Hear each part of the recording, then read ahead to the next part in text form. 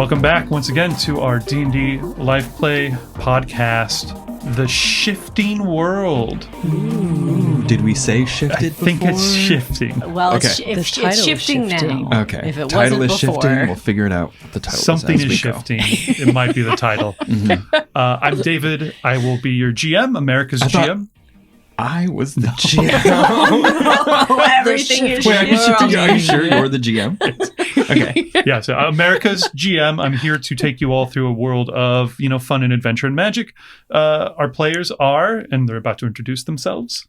Hi, I'm Alejandra, and I'm your fairy rogue, Buttercup. I'm Jennifer, and I'm playing Ren, who is a tiefling warlock. Yeah. And I'm Roman, and I'm playing Thunderfoot.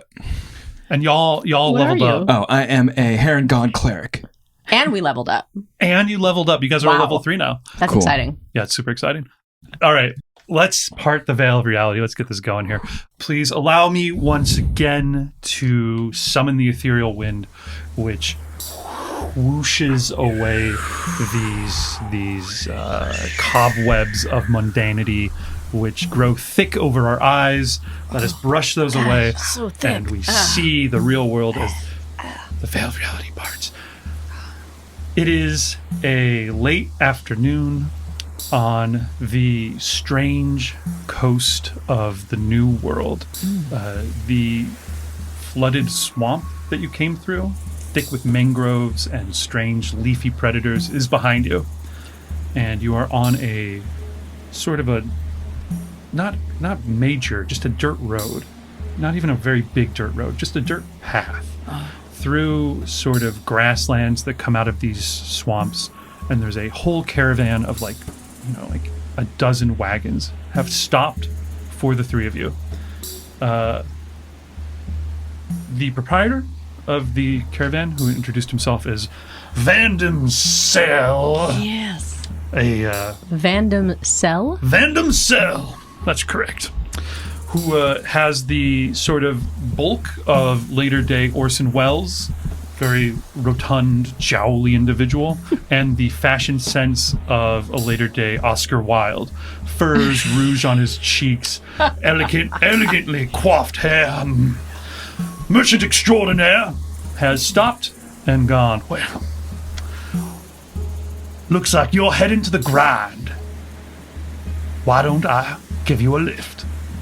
And I think you guys accepted last time. So we pick up as Thunderfoot's unconscious body is being loaded, or maybe not unconscious, kind of more like semi-conscious, insensate bodies being loaded into the back of one of these wagons with a number of other people who are kind of blissed out. And this wagon has like bushels of this same sort of crystalline, ruby-like flower blossoms. Right, blissed out on the flower Which blossoms. we learned are called primroses. Primroses. Yes. Vandam Cell gives a big old hey yo, and the wagon starts grinding forward, and he turns towards Deeva and goes, well, tell me if I'm wrong, but you look to me like you're a teamster. Oh, Takes one to know one. you got it. And I hold up my hand, and we do that where This huge where meaty men hand. when they grab their Arm. forearms. But it's just his like two fingers. Oh, right. And I'm like, brother. Brother, well, you can ride up front with me if you want. Don't mind if I do. And I grab my my otherworld funyuns. my Fayans. Yeah, there's the buck seat in front, like the wooden whatever little minimal seat, and there's the reins that are coming off of big ostriches that are pulling these things. Yeah, but their beaks aren't like ostrich beaks; they're kind of like shaped like axes. Oh. Yeah, they're kind of stocky, So and they're they're like Axe-triches? Wow. yeah, that's right. That's right. Axe-triches. Those start, kicking up and pulling along. He looks towards you, Ren, and goes, just don't fall behind now. We're heading for the grind by nightfall. I'm sorry, am I just like walking? What's up? You guys Well, get the the wagons ride? are going pretty quick, so you might want to hop onto one or something. Yeah, I don't think she knew she wasn't on the wagon. I think I just assumed I was on the You already wagon. hopped on a already. wagon. Well, you weren't invited up front like Deeva was as a teamster. Yeah, so. I noticed There's that. a code. That was clocked. It's a union thing, all right? Well, okay. I got to respect the union, so it's cool. I get it. I like how in this reality, they load me on. You go to the front. And Ren, I guess, is standing He's there, just standing dumb-faced, going... Ren, what would you do? I mean, I assume I would just hop in the back with Thunderfoot. Okay, that makes And, sense. Yeah, probably standing. I probably wouldn't lie down or anything with the rest of the blissed You out. stand in the middle of the car. Trying to, like, how are you going to support yourself? Using your standing thighs in to the- not I touch the think walls. I would describe this wagon. I'm sort of imagining like a kind of an open. Ren, sit down. Is the co- It's nice on the ground. It feels nice down here. No, it smells in here. I'm standing up to get some fresh air. No, And I it think she's smells standing up and like beautiful. holding the edge and Yeah, this is like a covered wagon, kind of classic covered wagon. All the woodwork's very like carved and painted. Looks very halfway between like a traveling sideshow type wagon and like a merchant supply wagon kind of vibe. Yeah, open in the back so you can like look out, and kind of open in the front, but all you can see is like the back of the guy with the reins on the axe-triches. Axe-triches. Axe-triches. Yeah, I'd assume she's sort of looking kind of in between to just try and get a heading and get a sense of where we're going. And then eventually she just, decides she can't see much, so she goes and sits towards the back and like lets her legs dangle off the edge of the back end of the wagon. Just watching the grass come kind of rolling along underfoot as you guys jostle along, heading more or less northish up the coast. The coast is still like off to the side of you. The ground is kind of getting a little rockier, a little hillier as you go.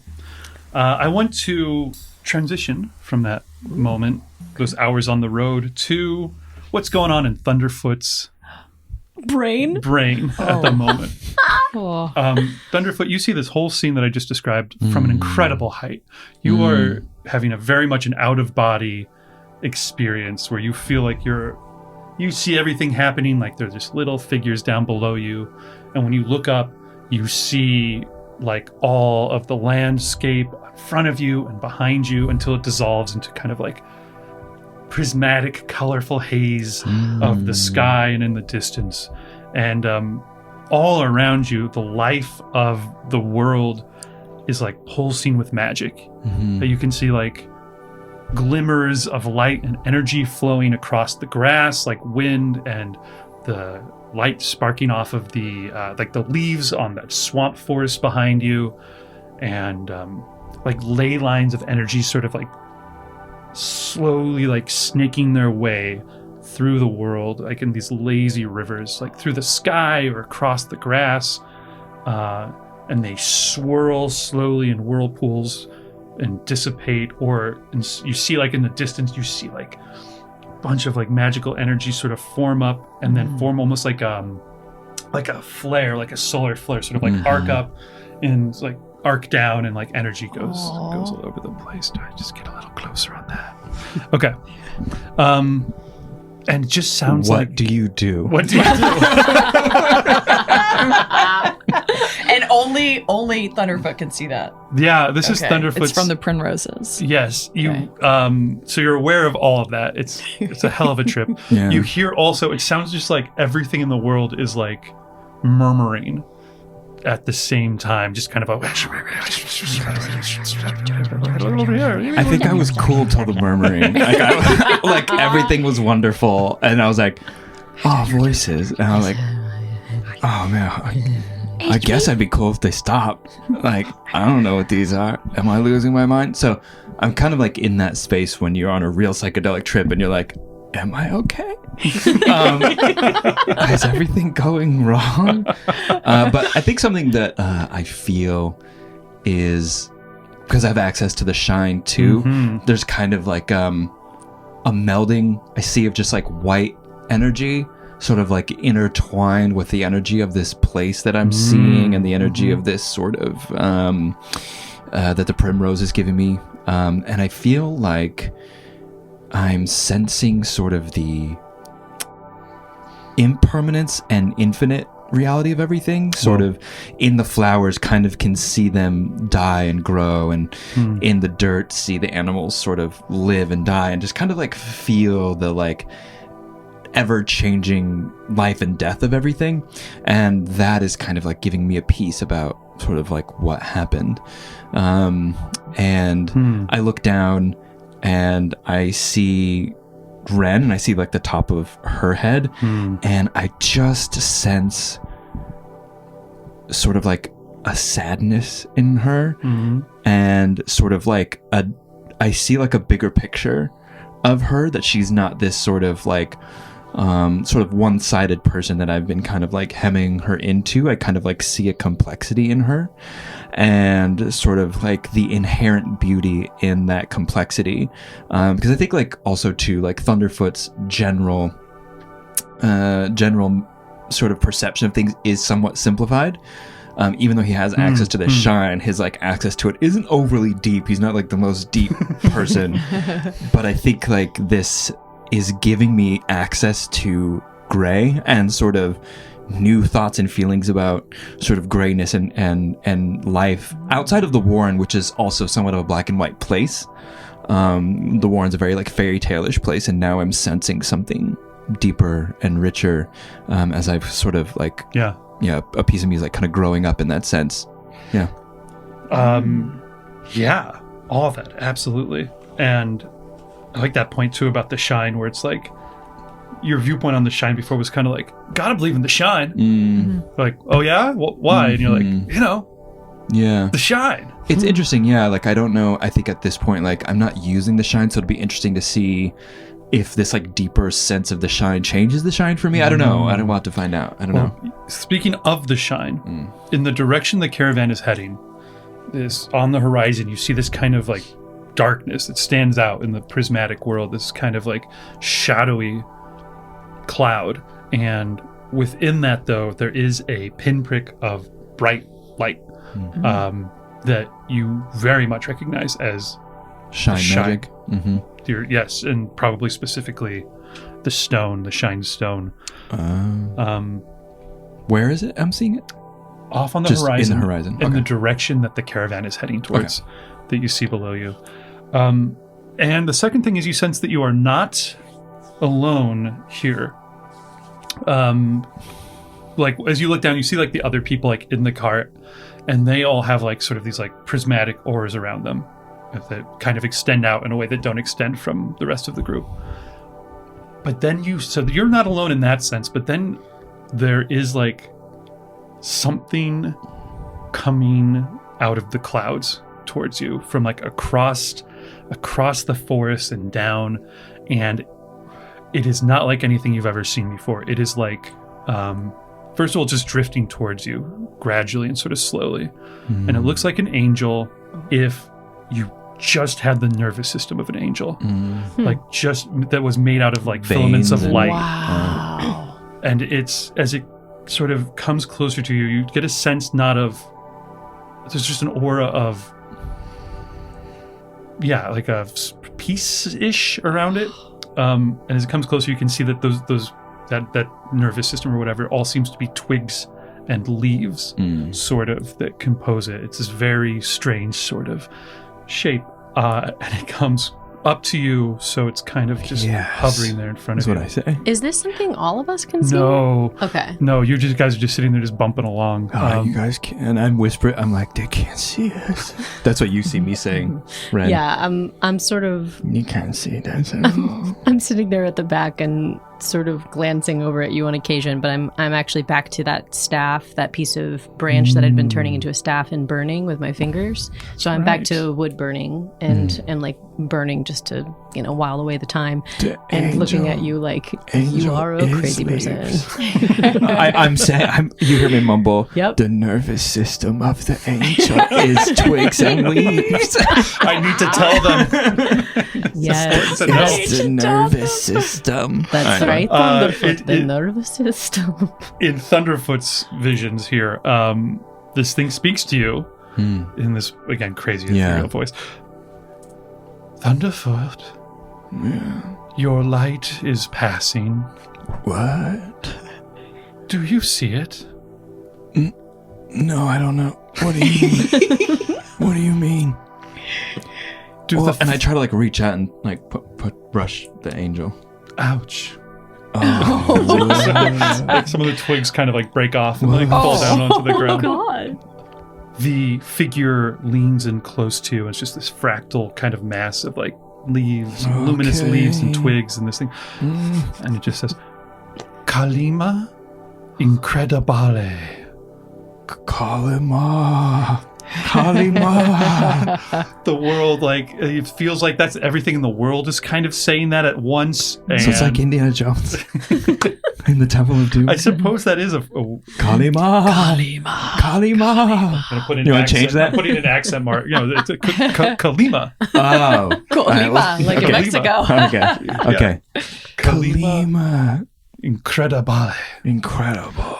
And then everything. And then like there's that like this like chorus of everything saying that from the world. And Kalima. yes, this angel looks towards you and is just like, do you want to see them again? And it's sort of gesturing towards the sky, and in the clouds, sort of cloud versions of some of your rabbit folk Oh my god. friends are sort of like Yeah. up there. Oh, and yes, I do. And then like, then go to them.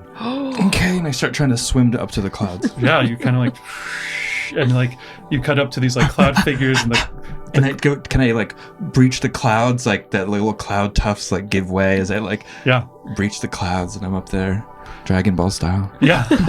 Are we Yeah. watching him squirm? Like, is he astral projecting? I don't. You tell me. Is he squirming?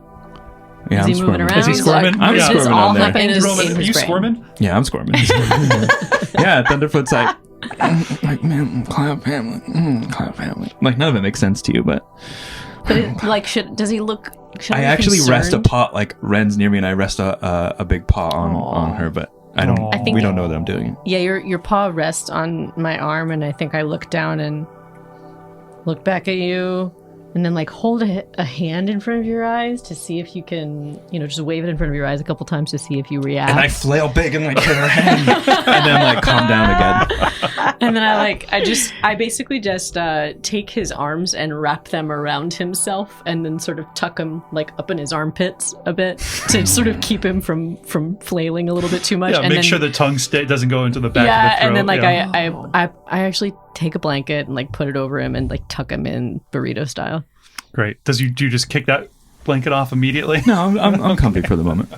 I'm watching this whole thing because there's like kind of a rearview mirror. The giant trinket rearview mirror. Yeah. And I'm just eating like my snacks and I'm pretending to. I've been talking for so long and now, what's his name? Vin Diesel. Yeah, Van Van Diesel is now Vin talking about Diesel. his life. I'm like, yeah.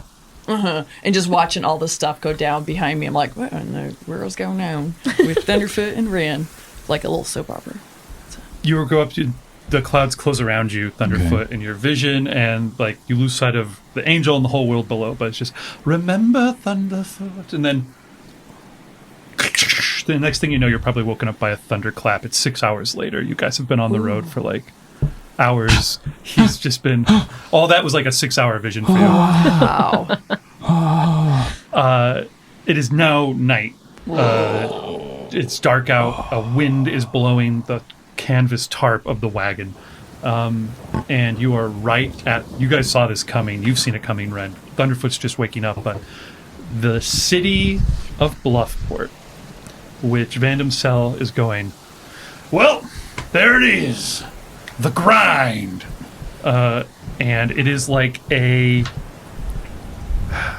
It's built on the coast, on cliffs that rise up from the flat ground. Imagine this kind of like slope that goes up and up and up, and then right when it gets to the top, steep cliff that just cuts down to the oceans that crash below. I jut my head up to the front of the wagon. Like, you guys have any water? Yeah, and I have a giant, like, big gulp, like, trashy-looking drink, and I just go, here you go, buddy, and I shove the straw in your mouth. Oh, thanks, Deeva. I had like a crazy crazy trip. You know what I'm talking about. Oh, I know what you're talking Pull my about. head. Fur all like matted on your head in like a weird way. Eyes all super bloodshot. One really tiny, one really big. Like bulging And you're eye. super sweaty and matted down, like when you wake up from a nap. Deeva Cup knows what I'm talking about. Yeah, you probably have the sense of like feeling like it's like this, you had this like beautiful dream where you were hanging out with like your family, but it felt very real and joyful, and now it's like back into the real world. Bluffport, so it's this big slope. The lower levels of it, there's kind of like grass and stuff still, and big wall has been built around the lower slopes, and inside you can see big impressive stone manors and stuff like that, and lanes and streetlights that are lit, and a big gate. And the road runs straight to that, but Van Damsel does not take you that way. He goes, ha! Ha! Down this way! And like steers it off round towards the storm-racked coast by a small dirt trail. No good going in through the front gates, not when we got Primrose and, shifted individuals among us. He says, nodding, towards Thunderfoot. The back half of this city, as it rises up and the first spats of rain begin to come flooding down out of the sky towards you guys, the back half is mostly rock and dirt, and it is covered by giant spires of stone that just kind of stick up at all sorts of crazy angles all over. And you can hear this like deep grinding sound, and you can see all sorts of, it looks like mining camp has been built around all these spires of stone. There's like shanties, and these are clearly like the cheap, affordable habitations of working class folk further up, all going all the way up to right where it drops off. So it's very much like the rich people down below, and then the further up you get up to these like you get up to the mining part. All right, time for you to start earning your pay for picking y'all folks up. We gotta get these up there, he says, and he has directed the caravan down around the coast, skirting the walls of this city, right to where the ocean is crashing, and there's basically a stretch, like a narrow bar of like sand and earth that runs forward to a real steep rocky slope that goes all the way up to the top where the mining camp kind of stuff is. He goes, unhitch the horses, the Axe-triches. Get them off hurry up. We got to get in there before the storm hits. Hey, Vandam. Man, you're always calling them horses, man. It's like, old world habits. We used to use horses back, yeah. Axe-triches. And then we cut to this salesman that's like, hey there, I see you using horses. I got something to show you. No horses for me. Oh, wait, just let me show you what's in the back What of was my that car. beautiful sow? Hold on now. And then out from the back of this guy's wagon are like his children riding like these huge ostriches things. Yeah, isn't that a sight to behold, sir? Wouldn't you like to switch from horses to Axe-triches? What'd you call them? I call them Axe-triches, but you could call them ostriches. Well, I guess most of my horses did die trying to get over here from the old world, so... And let me tell you something. These Axe-triches, they got 150-year life warranty. They die quicker than that. I will replace it for free if my name ain't Juniper Whisker Juniper Whisker Man. Juniper Whiskerman. All that sounds entirely on the level and not made up, so it's a deal. And then cut forward to like 3 months later with a bunch of dead stitches, and the guy's just gone. There's just like a banner like fallen to the ground. And the Axe-triches like were not trainable. You had to spend years trying to train these things out. They're just wild, crazy animals. Juniper Whisker Man! Got back to the present. Yeah. Juniper goddamn Whisker Man. All right, get the Axe-triches out of the way. Goddamn, wish my horses hadn't died. All right, so you have this arduous task of hooking up. There's like a hitch at the front of the wagons, and there's this long rope that comes down this like steep pathway up the cliffs, and you see the other like teamsters like linking up the rope, and then the wagons start getting sort of jerked and pulled up this long slope by something at the top. Can all y'all? We haven't had a check yet. Why don't all y'all's? If anyone here is helping out Vandam, why don't y'all roll like a strength check or an athletics check for me? Yeah. I was gonna say I'm wrapped in a blanket, like with a like tea mug, You're like coming staring down. at the ocean. And, like the waves are crashing, and you're just like taking. And I'm it looking in. at a starfish, and I feel like I'm kind of bonding with it, but I can't quite tell. And like I poke it a couple times, and I'm just like, yeah. I look just over. chilling. I look over at Thunderfoot and realize that there is no way in hell that he's going to be able to help this out. So I just cast Unseen Servant and let my servant start helping us out. So that way, a little less work on all of us. That'll do it. By the way, I should mention that Ambrosius is still here. Oh, right. Where's Ambrosius? What's he doing? Oh, right. What was he doing the entire wagon ride where we did not He got ride onto him? like a different wagon. He didn't see Okay, which there wagon we you go. guys got onto. Perfect rewrite. He was on the wagon behind us. Yeah. He's like trying. He's like stumbling around, like almost getting stepped on by like other teamsters and stuff. He sees you cast that spell, and he goes, "Good idea, Ren. Okay. Good. Yeah. Don't make me correct you. Just a question, Okay. Yes. question for all of us. Of course. Did we see Unseen Servant yet in this round? Did we do it in episode 1 or 2? I think I've done it. Did I Unseen cleaned Servant up. act like anything? Did it have a voice? So no one can see it. I can see like a slight sort of haze, like outline for Okay. where it is and Okay, what it's it's not a doing. character. It's not a character. Okay. We didn't name it. I don't think it can speak normally.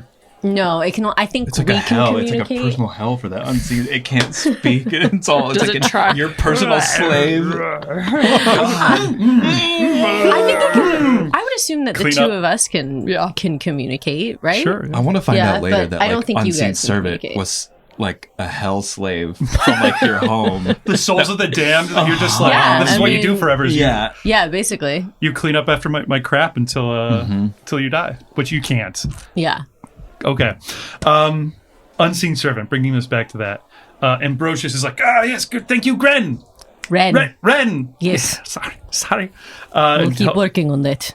the ropes, through your Unseen Servants, these ropes start getting linked onto these wagons, and one by one, they're sort of like getting pulled up this long slope. Deeva, would you be helping out? What would you be doing? Yeah, I'd be helping. By supervising. I'd be like, all right, you need to get that other cart, put him first. He needs to go first, like Tetrising everything and getting it in order. Yeah. Like, okay, y'all, that one needs to go first. No, buddy, you need to go to the back. Okay, that's too many wheels on that. It's only 5. Yeah, don't you tell me. And I've been drinking, so but I am trying to. All right, you know what you're doing. This is not Yeah, the first time you've ever seen this shit. Yeah, not the first time. Okay. Through your help, the wagons get hitched on. They start getting pulled up, and as you probably grab a hold of the wagons as they go up, as they come up, you like are rising. Like this cliff is like 400 feet high. You are coming up high up into the tops of this cliff, and you see this storm coming in across the ocean, and the rain is spattering down, and people are putting tarps over the top of this thing, and the grinding sound grows louder as you come up further, and then as you get close to the top, you can see what has been pulling you up this entire time. These spires, these numerous stone spires all around you, are turning. They're like as if they are slowly growing out of the ground. They're just kind of Cool.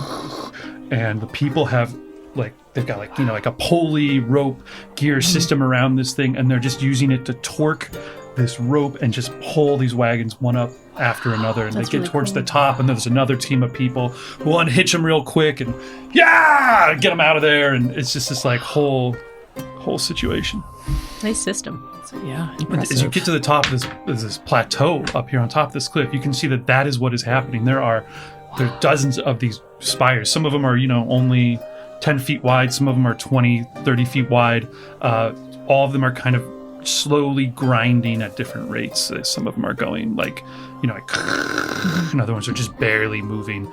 And there are like mining shafts built or dug out around most of them, and there are these shanties, and there's people in the streets, and there's lots of yelling, and the rain is coming down, and Vandam Sells all of a sudden there and claps you on the back and is like, "Good work! We have got ourselves a hell of a storm, and we've got to get all this unloaded tonight. Now, the way I see it, you owe me for getting you here. And unless you got any money, y'all better put your backs into it and help me unload this stuff." I'm sorry, did we not just do all the work to get it up here? Oh, now we gotta unload it before the storm hits getting into the warehouse. All right, Like, rain fine, comes fine. down. And I like send my hand in the other way and like get my unseen servant to start stacking the boxes off of the cart.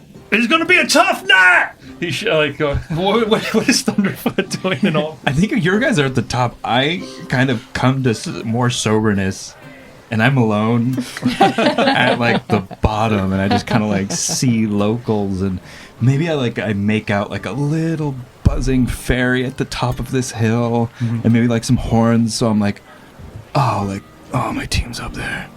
I'm like, all right, Starfish, and I like give him a little pat, and I think it gives me a high five back. But I'm not quite sure. Real slow, yeah, I leave before it can. It wants to, but it's like it can't give me a high five in time. Oh, And I start. I guess I would just trudge up this hill. Do I need anything to get to this hill? I can walk up this hill. yeah, you'll just be tired when you get to the top. All right, I walk up, and my legs It's like are a half tired mile already. 'Cause of, I'm like, just, this trip just took everything out of me. Okay, Psychedelic so you trip. catch up as these two, drenched with rain, as the rain's coming down hard by the time you get up there. right. And Vandam Sells, it's a classic Teamster situation. You've You seen guys, it. what's been going? there. What's going on? What's going on? Hey, Ren, how's it going? What's going on? Where have you been? Huh? Oh, I was just contemplating some stuff by the seashore. Ren! And then like someone like shoves like a giant like wooden crate into your arms. It's like I just, take like, the crate and I then turn towards Thunderfoot and shove it into his arms. What am I supposed to do with this? Put it over there. Do what everyone else is doing. I mean, what is going on with you? All right. And I just kind of start doing that, and I feel like I'm kind of liking like the rote activity that doesn't require a lot of like mental. You know what I mean? I'm like, I just kind of want to shut up and do the work. Well, there's work to be done. By the end of a 4 or 5 hour shift, everything has been unloaded, and Van himself finally sags back and goes, "Oh, good. Whew! Well, we did it, and before any goddamn authorities came and found us. Good work. You got a place to stay? No. I got a guest house. Breakfast and coffee's free. The rest of it you got to figure it out yourself. You're welcome to stay, and we could use you on the team. You're good at what you do." Well, I don't know if we'll be accepting becoming team members anytime soon, but we'd be delighted to stay at your guest house if you would be comfortable with it. It's just right. He gives you like the directions to it. Yeah, and great. You guys have a place to crash out after a exhausting day in the pouring rain, Nice. the cold. But here you are. You're in Bluffport. You are in the only point of real civilization in the New World, and it is a busy, frantic one. Cool. Following essentially rain-drenched, exhausted, you guys find the guest house that Van Cell told you about, and it's clearly like a large private residence, probably his, with kind of like a big back house area built on. There seem to be like a couple other minor type people staying there as well, but there's like a kitchen and a common room and like little small but cozy rooms and stuff like that. It's night. It is still pouring rain outside, but there's like a pot of coffee on in there. And I guess in the meantime, I asked for a map of the city. Can I have that? A map of the city. Yeah. I mean, he must know the city well, right? He works in the city. It's He knows small, right? the sneaky criminal entrances, all that. Yeah. So absolutely. In fact, there's probably in the guest house, he goes, "Oh yeah," he says. And when you get to the guest house, he says, "You'll see it." And there's like on one of the walls and the guest house, like near the kitchen, there's just like tacked up on a wall a big parchment map of the city with like a sanitation worker would have or something like that, showing all the routes and stuff like this. Yeah. Okay. And what do I see on this map, David?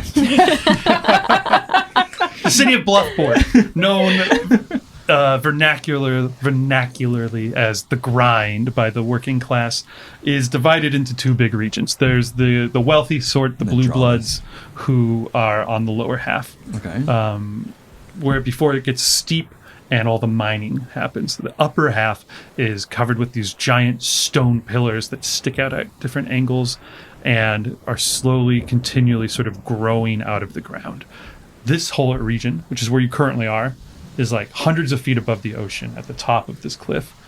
And then it slopes down from there down to the grassier regions below. So big fancy houses down there below, mining facilities up top. A big canyon bisects this cliff at one point. And a river called the Serpentine River winds through it and spills out into the ocean beyond. And there are it goes by the fancy parts of town, and there are manor houses built alongside of it. And there are bridges that cross it. That's kind of what Bluffport is like. Okay. There's just basically manor houses and poor people houses. And there's no they're big, structural buildings or anything like that, or Sure, yeah. There would be a bunch of, it's all very industrial. So there's a How lot big of is the city? okay. 20-something thousand people, which would be really big it's definitely the biggest city, the only city really, proper civilization. a few miles maybe. Yeah, a few miles something. across. Yeah, maybe 5 miles or something like that from top to bottom. Okay. The cliffs get up to about 500 feet tall. All right, I'm staring at it. I'm staring at the map, and I'm munching a carrot, which is how I'm kind of munching it very, like I'm really doing hard work, and I'm munching it. And I'm like, okay, you guys, I was pretty out of it today. You guys saw that, right? Yeah, I mean, I wrapped you in a blanket like a tiny rabbit baby. Yeah, well, thank you. That felt really good. You're welcome. I was very generous. Did I tell you about the angel I saw? I'm sorry, what? There was an angel. There was some great feelings. But the stone, I felt the stone. It's here. Okay, so we just, and I think it's gonna help me get my family back. There was an angel, and there were cloud rabbits, and it said, "Do you want to see them again?" So I really feel strongly that if we get this stone, we're gonna get my family back. You think we can turn everyone back from stone if we get it? This is what Divine Angel said. Don't ask me to explain. Are you saying the Vine Angel or Divine Angel? Divine Angel. but I'm saying the vine, but with a D. Divine Angel. Ambrosius comes in, I think, to the guest house as you guys are talking about this, and shakily is just dripping wet from the cold, and he's like, I've never worked this hard in my life, and just pours himself a ludicrous huge cup of coffee, steaming coffee, but he goes, the Shinestone, yes. I mean, the astral star metal. If it was the spell Focus that turned your family to stone, then presumably, I mean, theoretically, you could use it to undo that spell, if you had it. Ren gets a big smile on her face with this news and looks over at Thunderfoot and goes, we can do it. We can reverse it. Yeah. And then looks over at Ambrosius and goes, you're not so bad, Ambrosius. You're pretty good yourself, Gren. Right? And then I take my arm and light it aflame, and start passing it up and down his body to sort of dry him out. Oh, this isn't so bad. Thank you. But how do we find it? I mean, I know it's in this town. Are you knock door to door? What are we gonna do? Well, I mean, I have an idea of where my brother is, but the problem is it goes in and out. The magic of this land is it's messing with our, I don't know what you call this, my Your radar. antenna? Oh. Well, that's really rude. You cannot call my horns antenna. Don't you know anything about tieflings? No, not really. No, you're correct. They function largely like antennae in this case. Well, I am not great. liking this Crystalline conversation. Yes, crystalline antennae. Yeah, okay, right. Well, I am not a bug, so we're going to call them horns. But bugs do function in a similar way. Oh my god, okay. Oh, really, Ambrose? Wow. Christ. Awesome. I take back being nice to you. I'm not going to do that again. Oh, no, what did I do? But anyway, I think I might be able to tell where my brother is. Okay, well, you just need to... But it's fuzzy. Wait, like, what if we could, like, supercharge your horns and then maybe the signal would be stronger? I mean, like, there's a storm, right? Mm-hmm. So, like, we could use, like, True. the energy and, like, and Ambrosius, right? That's a thing, So right? are you? It sounds to me as if you're proposing having her struck by lightning. Oh, well, yeah. Absolutely. that's This a good just idea. feels like revenge. Are you just trying to get Okay, revenge on me? or we just put like larger metal on top of her head so she's more conductive. Come on, you must have something in your suitcase. Oh, yeah. Well, I mean, hypothetically, theoretically, one could. I mean, you are an amazing scientist, right? Well, I'm a third class of the Alabaster Academy mage, the Astrological Symposium. Suppose I have done some work with ether transmission at certain points. Oh, so maybe you could, I don't know, just Well, if you're not good enough to make that happen, that's fine. I'm sorry. Have I agreed to this yet? Ren, do you want to do it? I just want to be clear. You want to put me on top of a building, get me struck by lightning, and hope that I don't die in the hopes that we can find my brother. I never said struck by lightning. Let's make that clear. Ambrosius said that and you said that. Yeah, it'd probably be struck by lightning, yes. I said just put metal on your horns. That's that. Yeah. Yes. Well, So you could be struck by lightning down here, not all the way at the top of the building. it's not the craziest thing I've ever tried. It's like starting up a wagon. All right, sometimes listen. You gotta try Oh, yeah, something. that's true. If I do this, the next thing we do is get a burger. Do you understand me? Sure. That seems like a fair trade for being struck by lightning. You said it, It's not me. happened before. All right. I'll be fine. Screen cut to storm on a top of a cliff that's 500 feet already in the air anyway. Rain coming down. It's night. Black storm clouds overhead. Lightning flashing up above. And I don't know. We've got you on top of a roof, tied to like a wooden spar. I don't think I'm tied. I think I've just got. I'm not gonna be burned like a witch at the stake. Why don't we I think like? I've just what, got. what about? Oh, man. Why don't you just go to the top of one of these like spinning spires, and you can be like spinning on the top of this spire? Of course, they're already magic conducers. Okay, so that makes perfect sense. You stand up there, hold this and this, and bite this with your teeth. What? By- Yes, by otherwise you what? might swallow your tongue. By what? What does she bite? I don't know. There's just like there's like science-y magical gizmos, a wand with bits coming out of it, and this thing over here, and then there's like a copper bar with like cables coming off of it that connect into other bits. It's a very both magical looking, but at the same time very dubious looking device. Ren climbs up to the top and goes, "This thing actually looks pretty cool, Ambrosius. I got to say, kind of badass." Hold it up above your head as far as possible. All right. As he's like putting on like safety glasses. Yeah. And she putting his hood she up. wraps her tail around the spire to keep herself from falling, and then she's like holding this thing up with both hands and I go, "You get my burger ready, do you hear me? I want 2 now. Price has gone up." There's just this that you can feel the grinding of this stone, and it's even as you stand on it, like it's just like inch by inch, it's slowly growing taller. She's like lifted up to the heavens. Yeah, and Ambrosius is way down on the ground again, like huddled behind a stone, like peeking out just to see what's going to happen. I'm yelling through the wind and the rain. Hard to hear anybody, Awesome! You're looking good.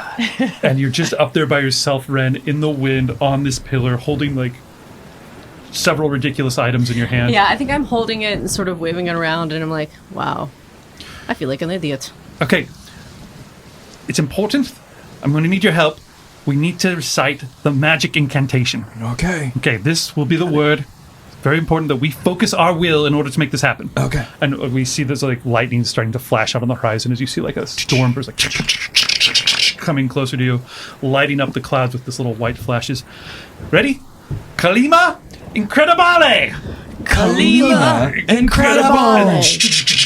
Lightning just strikes the hell out of Ren. There's just this blazing flash. Wait a minute. Yeah. I heard this phrase somewhere before. What?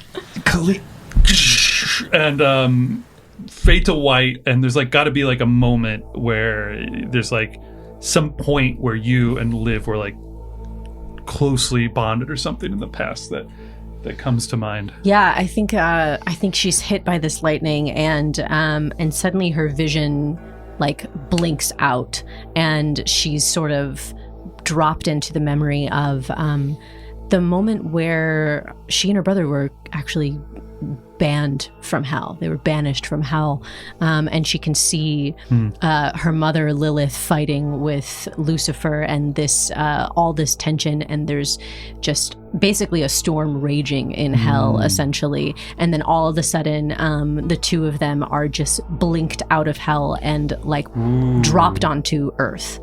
And Nice. and the spot where they're dropped is just, there's this huge burned circle around them, and their mother's not there, and no one's around, and the two of them just look at each other and have this moment of just total silence where they realize that they are completely alone. Yeah, and like Liv is like gets up and extends his hand and goes, "Come on, Ren. It's just the two of us now." Cut to the present. The lightning on the horizon in that moment transfers to the lightning. Yeah, it's very cinematic. I see And it. you hear Liv's voice. Ren? Liv, you're alive. Yeah, you're alive too. Congratulations. Thanks, I guess. Where are you? Bluffport. Wait a minute. Are you here? You're here. What are you doing in Bluffport? You've changed your mind. Yes. Yes, I've decided You've changed your mind. Okay, so you gave up on all this foolishness. You want to help me regain our proper places, yes? Her teeth are a little gritted because he called it foolishness. And so she goes, yes, I want to return, and I want to once more be the sister that you've always wanted me to be. And she sort of rolls her eyes a little bit. Okay, I could kind of tell you're rolling your eyes there. I can't help it. Anytime I talk to you. You know I know better. I understand. I'm glad you came around to your senses. This is like, I knew this was a phase, alright? I have the Astral Star Metal, okay? And I have been putting together an expedition. To do what? To take it to... Well, I'll tell you more once you get here. But I tell you the power that we have always dreamed of. This can be ours. We can, I mean, cracking open the gate to hell is just the beginning, if you understand. Liv. Come and find me. I'll tell you more. The expedition, we are leaving tomorrow early. You understand? Come find me right away. You can join if you really mean this time. Ren, tell me you mean this. You're not just jerking me around again. I need you on my side, Ren. When have I ever jerked you around? Okay, let's see. Do you want to break it down again? All right. Okay. Fine. Yes. Okay, you know I there. love you, but I can only take so much, okay? Things are changing for me, finally, in a big way. I have made some deals. Things are going to really change for us. All right, I promise. Okay. Let me tell you where we are. And he relates to this location of this like manor house in the posh part of town where it's like it gives you a name, Cram Silverthorn, which sounds like a dwarven name or something like that. And he lets you know, like, there's an expedition, they're leaving soon. I want to see you soon. All right, I'll see you in the morning. In the morning. Ren, I'm glad you changed your mind. Yes, brother. I'm glad too. Yes, it would be... Forget about it, it's fine. I will see you soon. And the communication ends, and you realize you are laying like flat back on your back, like 30 feet away from the pillar, like smoldering on the ground. Yeah, I think just the little things you're holding have just completely melted down into stubs. Okay, then I'm like, you see me running over, I'm like, oh, I killed her. Yes, I lie completely still. Listen to me. No, we have to get rid of this body before anyone sees it. This has happened. Oh my god, I can't believe it!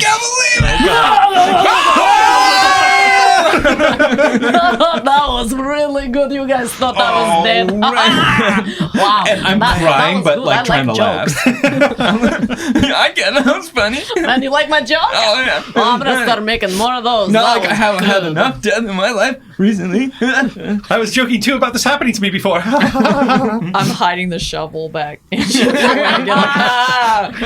right. Oh, man. All right, I know where my brother is, and I know that he has the Shine Stone with him. He's apparently leaving for some expedition tomorrow morning. I told him that I would join him. It's a lie. Don't worry. I'm not going. Yeah, me and Deeva Cup show. And I'm not sure what Deeva Cup's Popeye look is, but I think we're I'm just making eyes and you don't know what that is. Suspicious. And I look at both of you guys. I'm like, I can see you making eyes at each other. Look, you're coming with me. Okay, I'm not going by myself. We're going to get the Shine Stone, and we're going to bring back your people. Okay. Look, we have to trust you. I have no other choice. That gives me lots of confidence. Great. Thank you for trusting me because you have no other choice. I also have to trust you because I have no other choice. Yeah, we all have great. to trust you because Wow. we have no other choice. Really feel supported here, Well, guys. you gotta earn real trust and friendship, Ren. I'm gonna have to think about this. Yeah. I really have some other choices. Okay. Well, that's fair. Wow, You what- got to weigh your options. Yeah, what choices do you have? I just have no idea who you're even talking about or what the Shine Stone is. As you are laying there, smoldering in the passing rain on top of Bluffport, next to these like grinding pillars, you feel, I will add, in addition to everything else that just happened, a strange tinkling sensation in your body in a general way. And Ambrosius is sort of like unpeeling your like fingers from his like. It's like, oh dear, oh, they didn't work at all. How in God's name did you survive that? Well, I mean, I can literally light myself on fire whenever I feel like it, so probably has something to do with it. Right, not God's name at all, is it? Ha ha ha ha. God. That's good. That's really good. God of hell. Hang on, he says, and as he looks at you, there's like little like element of electrical discharge between your crystal horns or whatever, and I think you have shifted in somewhat of the same way that Thunderfoot has. Interesting. Yes, you have, in addition to your fire abilities, you have like an electrical conduction Cool. that is sort of crackles across your skin every now and then, Nice. like, and kind of also zaps you sometimes, like a permanent static electrical discharge Oh, wow. kind of thing going across you there. Okay, cool. That's awesome. Does he tell her that? Like, do we know that, or is this? Yeah, I think in long-winded, Okay. overly complicated terms. Yeah, so he And I go, monologues for a I'm while. shifted too, and I have like this limp noodle arm, and she's like a Super Saiyan Dragon Ball character, and I'm like, well, I guess we're both shifted now, and I'm kind of like flipping my little arm around, my little octopus arm. I look at him and I go, yeah, we're exactly the same, buddy. Yeah. And I take my hand and like plop it on his shoulder and like and all my hair, I just become a big poof ball. Yeah. Awesome. Except for your octopus arm, which just the little end just twitches. I do think ever since your Primrose trip, your embracing of that, I think you would notice, or maybe just now for the first time, you are noticing perfect. how much more Octopus. octopusy. It's almost not so much octopusy, but like, yes, your skin is gaining this like Yeah, the gelatinous sort of. weird no. stickiness with a bit of a pattern that has just kind of like spread slightly across the chest and across the back a little bit. Yeah, no. it might be growing. Hey, if I become like a full squid, will you guys still keep me around? I mean, I don't know. I kind of like to eat squid, so. I mean, you can go with me wherever I go. Dave, don't let her eat me. Ren. What? I'm kidding. It's a joke. Yeah. I like jokes now. I'm going to do more. Have fun with that. Let's get out of the rain, says Ambrosius, especially before anyone sees what we're doing over here. And he gets you guys back to the guest house, essentially, unless you guys want to go somewhere else. There are like bars and stuff. The rain has kind of passed as well, and it's actually probably quite beautiful out here on top of the cliff. Like, you're 500 feet up. It's night. The distant waves sort of silently crashing below.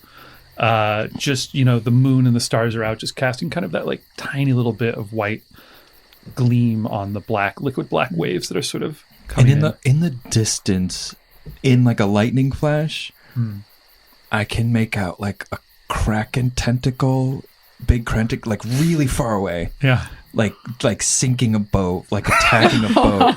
And I'm like, Thunderfoot's like, oh my God, like there's someone having like a terrible time. And then cut to the boat. And there's like tentacles like smashing and the captain's staring out the cliffs and he's going, someone out there's having just like a very normal time. And the kraken's like, it just goes down.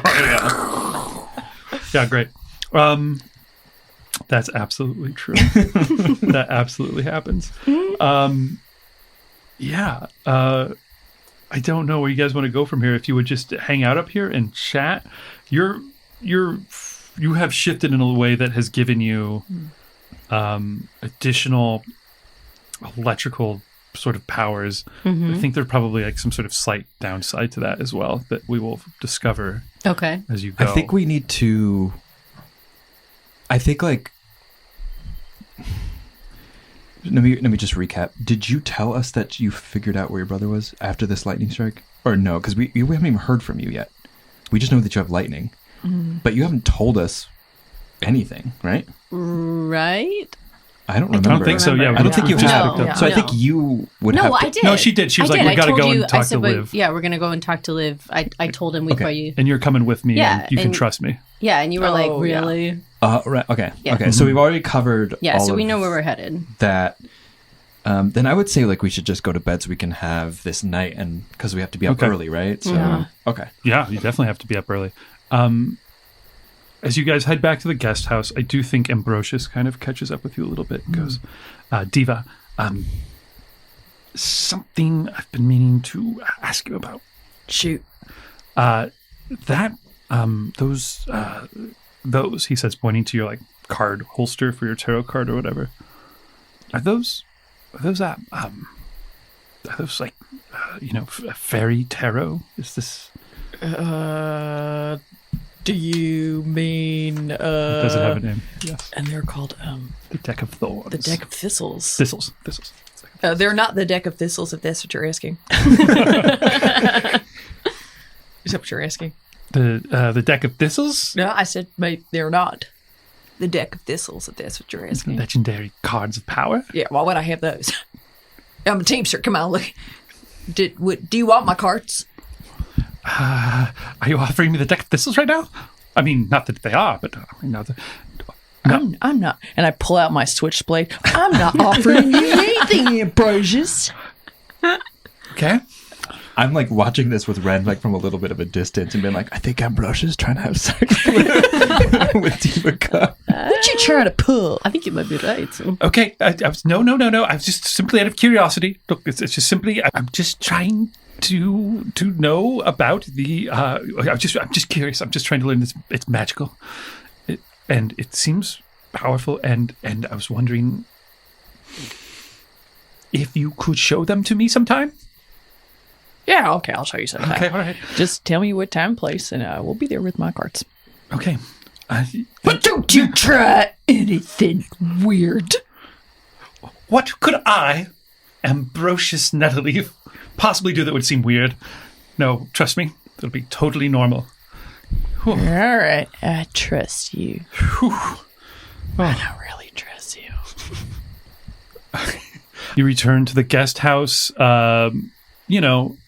semi-charred, all of your clothing kind of burnt, smelling of ozone still. I just want to clarify something. My clothing doesn't burn. None of my clothing burns because I burn myself all the time. I light myself on fire all the time. So I don't think it... So I think I've magically treated my clothes so they don't burn off of my body. Even in a lightning strike. even when you expose yourself... I think they got torn and jagged in cooler way. Like, you look even cooler. Okay, maybe... But maybe can we compromise on that? Sure, okay. I just don't want this to be like a Hulk situation where she has to replace her clothes every time she's not when you light on fire, but maybe every time you get struck by lightning, you may have to change your clothes. That's and totally then you get fair. skimpier and skimpier. Keep it in your pants. Keep it in your pants, Alejandra. All right. Yes. Okay. You guys return. Your clothes are charred but not ruined. She's just becoming more punk. Yeah, that's all. She's just going more goth. She's just like... You smell a little bit of singe and ozone again. But it smells like cinnamon. She loves. and- Yes, thank you. which You smells understand good. Ren's aesthetic now. Very good. And the guest house is like everyone's asleep by the time you guys get back. But except for Van himself, who's probably sitting there just drinking by himself. Vandam, we have questions for you. I've got a question for you. Shots? Oh, but Venom, we do have to ask you some stuff. No, I actually need the shot, please. I just died for a couple of minutes, so... Yeah, I've got some fairy poison right Great, here. Hang that'd on. be great. Thank you. Yeah. Very poison. All right. Well, that's going to kill you for about 5 minutes. Just wanted to remind you. That's true. That does. I'll cut it. Okay, let's hold off. Cut it with some tincture, a couple tonics. Here's some unicorn piss. And I hand you my Yeah, bottle. is that actual unicorn piss? Man, I don't know where I get my stuff. Okay, don't ask Okay, those you don't even know details. what it- All It's right. not laced with anything. 2. Goddamn, I'm suck at toasts. 2. I don't know. He strikes the shot. Cheers. He starts pouring himself a second shot. So Okay. what can I do for you? All right, well, just hold on. Take it easy. 1 sec. This is really important. Cram Silverthorn, do you know where he is? Sure, yeah, he's one of the most, well-to-do merchants from the Dwarven Mining Guilds out of the south. Is he known to do crazy explorations? Well, you'd have to be crazy to do any kind of exploration in this madhouse of a continent, but yeah, I'd say he does. What kind? Because let's just say we might be joining one of his explorations soon. I just picked your unconscious hides up off of the side of the road earlier today, and you are already going on an expedition with Cram Silverthorn. What is this about? Look, this is just a personal thing that we've got going on, Cramp. But can you just tell us about, what he's like, where he lives, like, maybe the exact layout of his compound and which way the sun faces the doors and. Yeah, I can tell you some of that stuff. Sure, I can tell you. I've been here in the New World going on 7 years now, and have made myself wealthy on the knowledge that I possess and have earned in a hard way. And it is fair for a man to be recompensed in some way for his information which he has gained. So my question to you is, what is in it for me? Do I send my little mage hand into your pocket and I find money and I roll it back out and I go, how about? Make a sleight of hand check to see if he doesn't Oh my notice you gosh, doing that. amazing. 16 Sleight of hand. plus 4. 20. Wow. That's pretty high. Yeah, okay, pull out his money. He doesn't see it. Yeah, nice. And I wink. Yeah, I dump it out and take the bag from him. Well, all right. Now we're talking. That's just, let me just put that in my old coin pouch. Oh, and later. It would be rude of me to count in front of you. I slip the pouch back to you, Deeva Cup. Okay, that seems like fair compensation. You folk, and I always trust my gut, seem like people I can trust. Yep. Yep. Okay. Yeah. Absolutely. Let me tell you about Cram Silverthorn. Cut to a cinematic, like, Ocean's 11 style, like passing through a compound and the camera keeps panning through different levels. What's that song that always plays? Yeah, like Yeah. It's that bassy song. It's like boom, boom, boom, boom, boom, boom, boom, boom, Yeah, boom, that's boom, it. boom. I don't know what song it is. Yeah, it's got that Probably going on. not going to get the rights to that, so we're just going to do it ourselves. So I won't do everything in character voice here, but basically we see this pan through Cram Silverthorn's. He has this like very nice compound made of several buildings, they're all carved out of stone. They're all very fancy. There's like a whole big. We see this like stone staircase lit by like big stone, torches, braziers that are filled with like fire that lead up to these gates, and then inside there are like gardens inside this stone plaza, and like grapevines basically that like line this like big like swimming pool that is in front of the like manor house itself. It has this like slanted like slate roof, and you go through there and there's like mercenary type people like walking around. And how many mercenary types would you say? Boom, boom, boom, boom, boom, boom. Well, 2 at the front, 1 at the door, 1 hallway. Yeah. Well, he always keeps There's himself a wagon outside. well protected. Yeah. Always keeps himself well protected. But word on the street is he's recently linked up with some sort of new underworld sort from across the sea. You don't say. Underworld sort, huh? What do you mean by that? What do you mean by that? What do What do you mean by that? What do you mean by that? What do you mean by that? Anyways, go on. He squints at you guys looking at it. Word on the street is this new fella's brought himself some serious muscle and is buying up some of the best mercs he can find. What I've heard is that we were talking about at least a dozen goblins, and why anyone would be aligning themselves with goblins is beyond me. Goblins. Trash. But not just that, anyone he can get. They've seen, tough types, undesirables.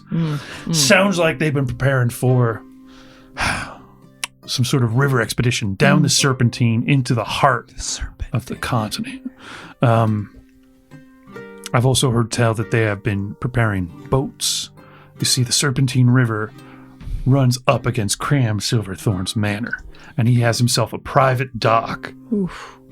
Now, going upstream down the Serpentine would not be an easy job, so I don't know why the hell they're planning it. It must be something awful valuable that they're after. What does Krem get out of all of this? Why is he involved?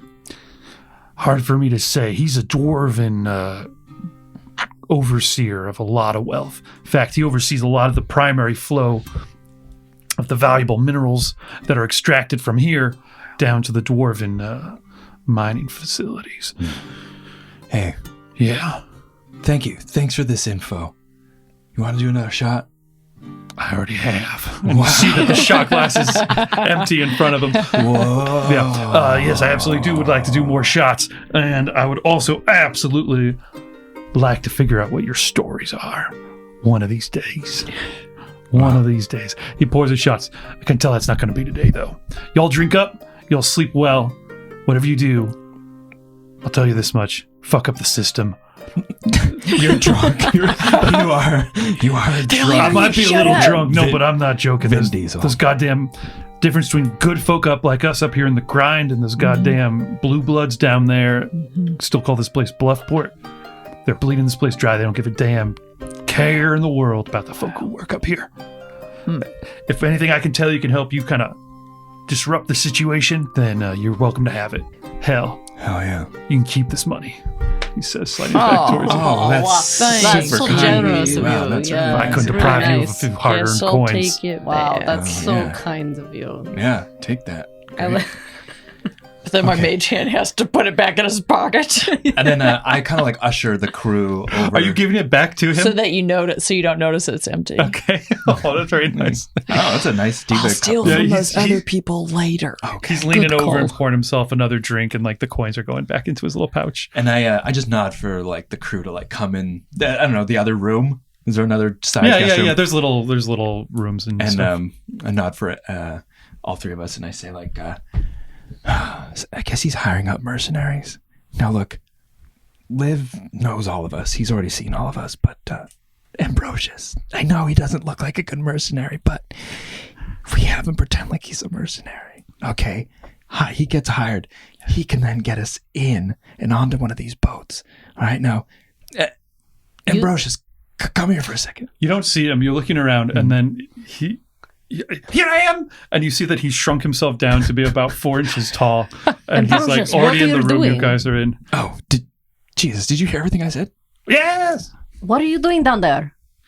Well, I thought it would be an easier way to relate with Deeva Cup, so I shrunk myself. My tail swoops down and like sort of like bops him up onto like a loop of the end of her tail and like holds it up, so he's like at Deeva Cup's level, where I assume she's just flying. Deeva, you're bigger than me now.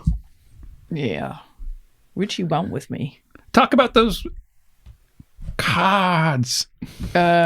We have to have a meeting right now. No, we don't have to do this right now. We don't have to do this right now. I told you to give me a time and a place. You can't just ask randomly. We're in never the been good middle at of this. stuff.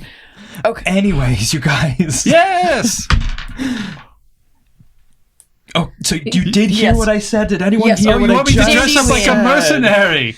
Okay, Yeah, but okay. That being said, I can also get on his shoulders. We create a slightly bigger mercenary, and he's got me there with him to actually... No, you can turn yourself back to normal size, can't you? Yes, I can. Kalima Incredibile! And he just... But he still doesn't have the skills of a mercenary. I'm saying you might need me to hide on his body. Okay, you guys, I can get us on the boat. The biggest thing is that you guys just need to be able to hide. This just seemed like a fun story moment. Sure, Yes, this does sound fun. No, wait, and this is your brother. This is going to be fine, right? This isn't like a life and death thing, is it? Oh, no, it's definitely a life and death thing. But, you'll be fine. You're a wizard.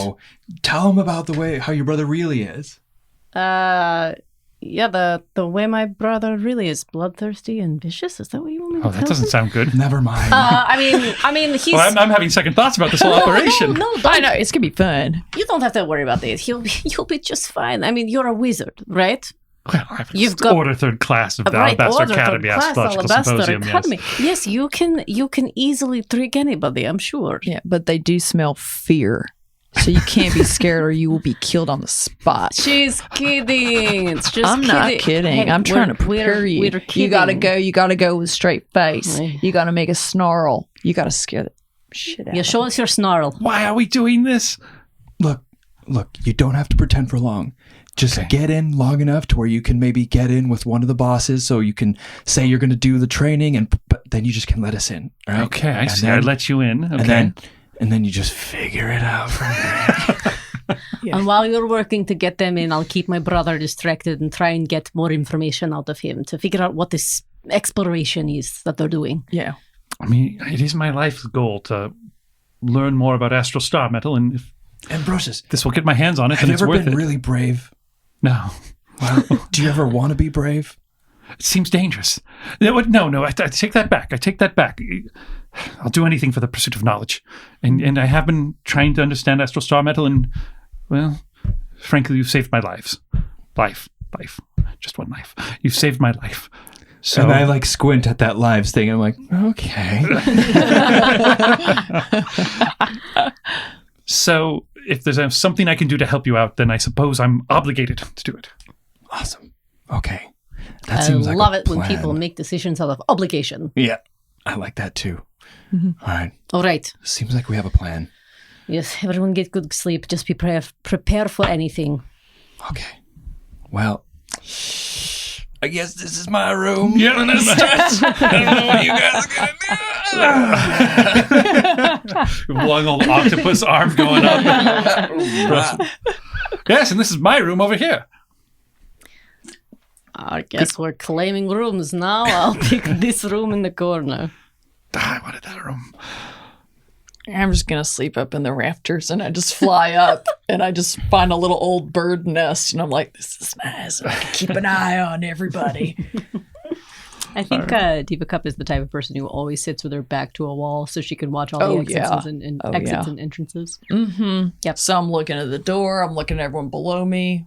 And I train to sleep with one eye open. Oh, yeah, it's very creepy looking. No one ever checks the bird nest in the rafters. Yeah. All right. It's late at night. There's a constant, probably some of you don't sleep so great just because of the constant grinding sound of all these pillars slowly growing. And every now and then there's a distant It sounds like just beautiful music to Ren's ears. She's loving it. Yeah. But she's also not sleeping. She's really enjoying the music of the grind, but she gets up and she walks out into the sort of main living area, and she rummages notices around. That I'm outside, and I'm just kind of watching the night. I rummage around for a drink, and then I see There's Thunderfoot. an alarming amount of open, half empty liquor containers in this place. And I just scramble through all of them trying to find one that's unopened. What are these pigs living in this sty? I can't find a single drink for myself. Here we go. Grabs a bottle, and then she sees Thunderfoot and sort of walks outside. And doesn't stand too close to him, trying to give him some space, and sort of looks out and is watching the storm. And finally she goes, "Hey." Oh, hey. Pretty cool the way you took that lightning. Thanks. Yeah, I guess it was pretty cool. Pretty cool the way you got the octopus arm. Yeah, that's pretty cool. Oh, yeah, yeah. Flap, flap, flap, flap, flap. It's flapping in the wind uncontrollably. Yeah, that's a cool. Yeah, we both cool got arm. gifts, huh? Yeah, totally. Yeah, we both got gifts. So. Really gifted, the two of us. Guess we're both pretty cool. Yep. Yeah. What are you doing up? Oh, I just was crying a little bit. Oh. Thinking about Gabby Foot. Oh. Yeah. You know, one time I lived with Gabby Foot for a summer. Really? Yeah, my parents had gone off on an expedition to find nuts and berries, and weren't enough nuts and berries that summer. So I bet it was a cool summer. Oh yeah, a little bit of famine, but a lot of Gabby Foot stories, and yeah, you know, she was just like a second mom to me. So I was just thinking about Gabby Foot a little bit. You know. Yeah, she was. She's a pretty cool lady. I know I didn't get to know her for very long, but well, it does matter. I guess I'm really sorry. I know I've said that before, but I really mean it. I didn't mean to, completely upend your life and take away the entirety of your family and your friends and your life and your village. So I actually, I'm really sorry about that. Oh, thanks. You know, I don't know if this was real or not, but I was floating above the wagon with an angel. It definitely wasn't real, but I keep going. Yeah, I saw some of your sadness and What? your regret. What do you? Why are you looking at my sadness? Don't look there. It was just out there in the open. I didn't try to look. It was just all there. It's kind of rude to look at people. I just looked around. It just was. It was. I'm sorry. It was like the sun. It was impossible to avoid. Yeah. Well, but it was beautiful. You know, I don't know if. Never mind. No, go on. I like being told that I'm pretty. Oh, no, I meant not you. Just the just the sadness. Got it. Anyways, wow. Back on the river when you were getting attacked by the leaf monsters. Yeah, those creepy monsters that were like giant and scary, and I thought about not helping you out on the tree there, but I don't know. Something inside just tells me that you're valuable, and maybe you're not as bad as you seem. And Gabbyfoot definitely saw something in you, so I don't know. Thanks. Yeah, thanks. Look, we're going to fight your brother, and there's going to be lots of like cool and awesome, dangerous situations and stuff. So Yeah, super I guess cool. It's probably Super good awesome. if we trust each other, huh? Yeah, I mean, I guess so. Handshake, and I put out my like limp octopus arm. Shake on it. Just called the war and shake. Yeah, sure. And she like holds out her hand, and then Zap. Yeah, exactly. I'm sorry, I really didn't do that on purpose. I know, yeah. I'm sorry. It's No, it was kind of cool. Oh. It felt kind of Thanks. cool. Yeah, and I stare out into the ocean, and I can make out like the wreckage of the ship with the Kraken, and underneath the ocean, inside the Kraken mouth, is this pirate, but he's like still alive in the huge cavernous like punching Kraken the belly. inside. Oh, you don't get me that easy, Kraken. Take more than being swallowed by a Kraken to stop Salty Pete's. I'm like sad. Everyone out there died.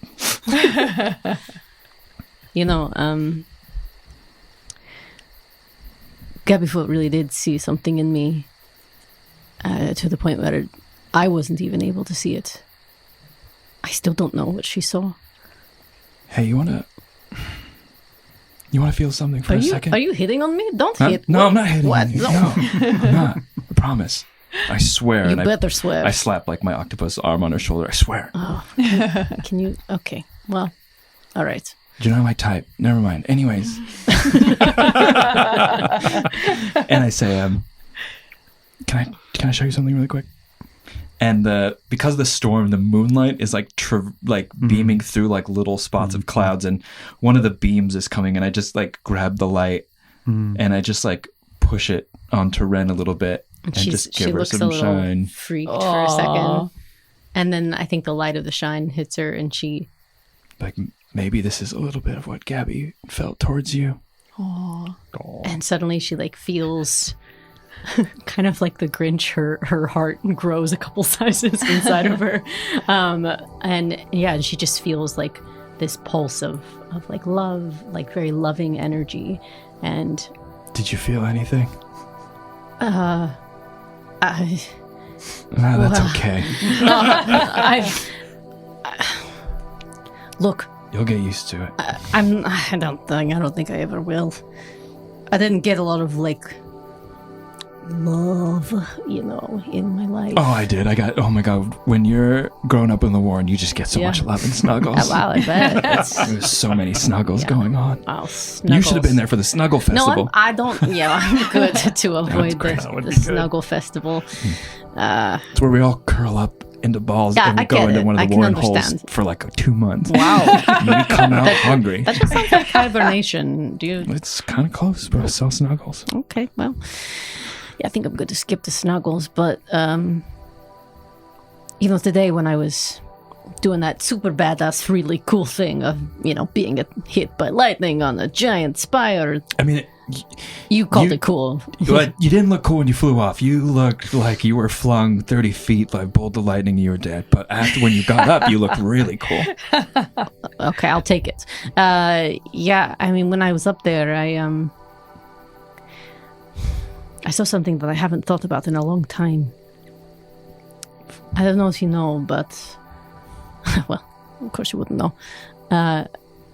When I was little, my brother and I... Well, we kind of, like, lived in hell. Emotionally? No, literally. We literally lived in hell. What? Yeah, well... My mom is Lilith. She's... Who's Lilith? She's like the queen of hell. Nuh-uh. Yeah, huh? Your mom's a queen of hell? I mean, yeah.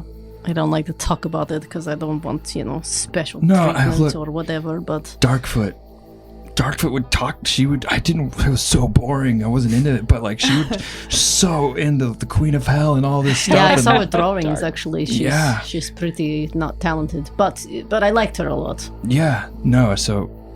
Wow, no wonder she liked you.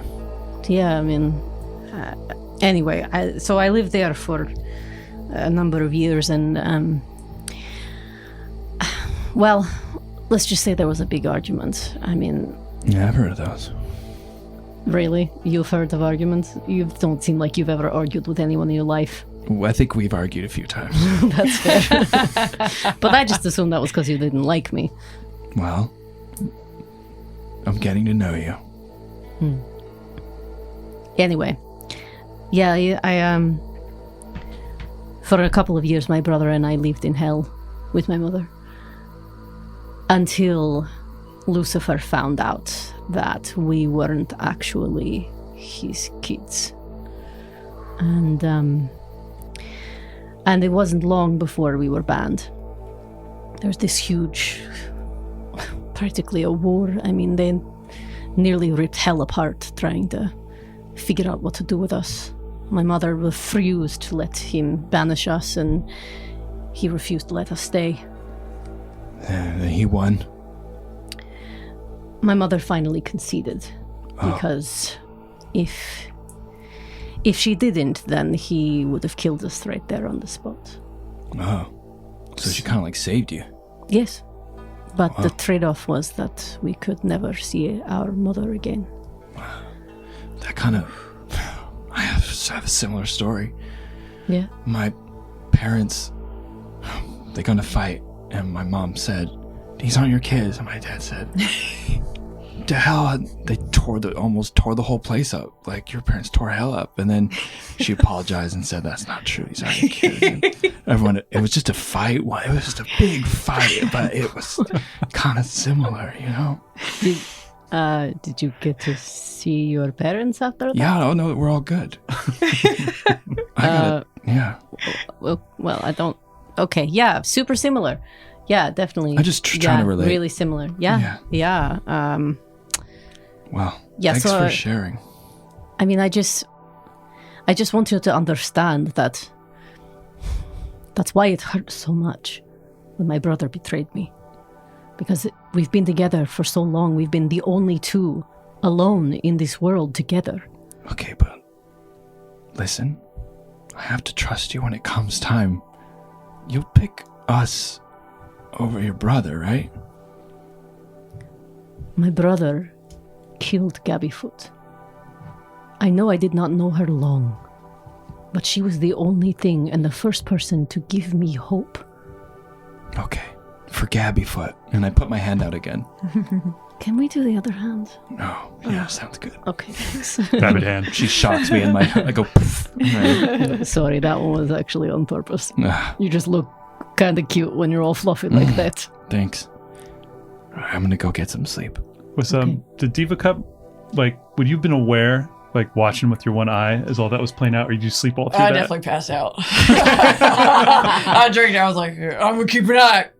And I crashed. All right, you guys head into bed after the poignant moment that you share, and find a little rest, hopefully, in the remains of the night before the dawn comes up. You're not the only ones who were not sleeping that night, however. Cross town, across the canyon gap that separates the grind from the lower part of Bluffport, in the manor of Cram Silverthorn, there is a dwarf sitting at a table, and in front of that, on top of that table, is this kind of like complex golden orb that has all of these, I don't know, sort of vice-type cable-y things coming out of it, and in the center of it is the shine stone. It's been like locked into place, and the dwarf is sliding a spread of, he has like a pack of tarot cards out that he flips over, and we can see on the back each of them have kind of like a broken moon on the back, and he's flipping those out and looking at them and goes, "There will be trouble tomorrow." And that is where we will end. When he can see us coming, or what? We don't know. We'll find out next time on The Shifting World. Shifted world. Shifted world. Thanks for watching. We'll be back again soon. Until then, Kalima and Credibale. Colima incredibile. It's Kalima. Kalima. The Shifting World is Alejandra Cejudo as Deeva Cup, Roman Banfield as Thunderfoot, David Crennen as your Game Master, and myself, Jennifer Holcombe, as Ren. Sound mixing and editing by Roma Deshchenko and Brad Parsons, and The Shifting World is produced by Hunter Ausfahl. We can't thank you guys enough for really bringing this podcast to life. And same to all of you. Thank you for listening. Seriously. If you really love us, do us a favor, go rate the episode, leave us a review wherever you're listening, and if you hated it, don't tell anybody. Just don't even, you can just turn it off and walk away. Yeah, that's what you should do. Again, thank you for listening, and we promise there are more episodes to come. You can get exclusive content and more fun stuff by following us on Instagram at Shifting World Pod. And then, of course, you can find all of us, your favorite D&D cast members, tagged on the Shifting World podcast page. Thank you again, and roll high.